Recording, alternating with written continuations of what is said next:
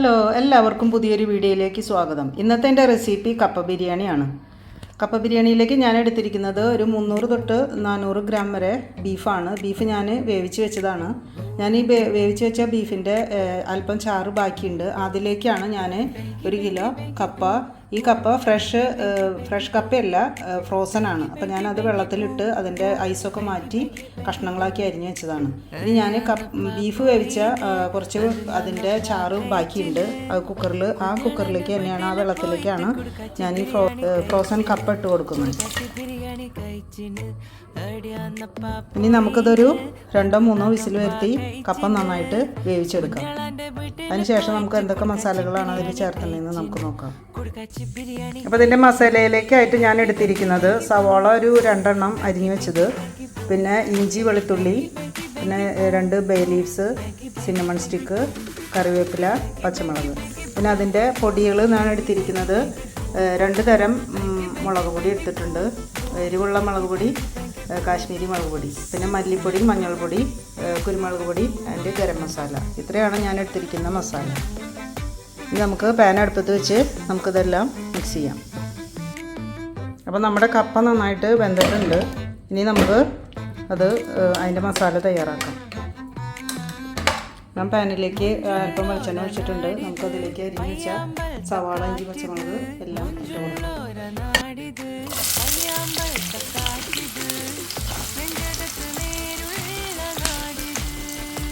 ഇഞ്ചി, സിന്നമൺ, വേപ്പില, പച്ചമുളക് എല്ലാം നമ്മൾ ഇട്ട് കൊടുക്കണം.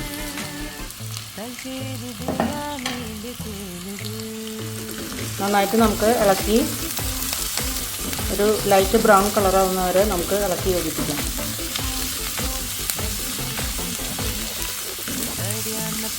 നമ്മൾ ബീഫിലും കപ്പയിലും ലേശം ഉപ്പിട്ട് കൊടുത്തിട്ടുണ്ട് വേവിക്കുമ്പോൾ. ഇനി നമുക്കതിൽ ഉപ്പിടേണ്ട കാര്യമില്ല.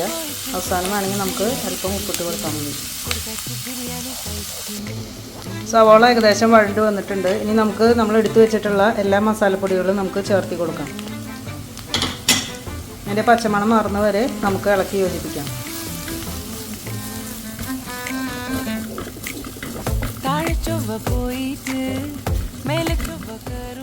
സവാള ഏകദേശം നന്നായിട്ട് വഴണ്ട് വന്നിട്ടുണ്ട്. നമുക്കിനി അതിലേക്ക് ആ ബീഫ് ഇട്ട് കൊടുക്കാം.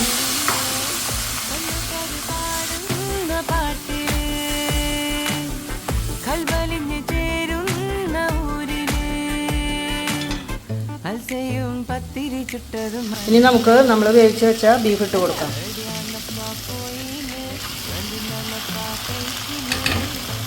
നന്നായിട്ട് ഇളക്കി യോജിപ്പിക്കാം.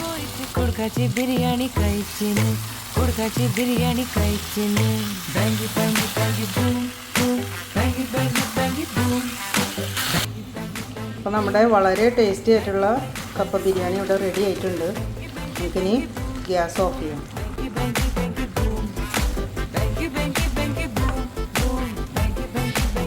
അപ്പോൾ നമ്മുടെ അടിപൊളി കപ്പ ബിരിയാണി ഇവിടെ റെഡി.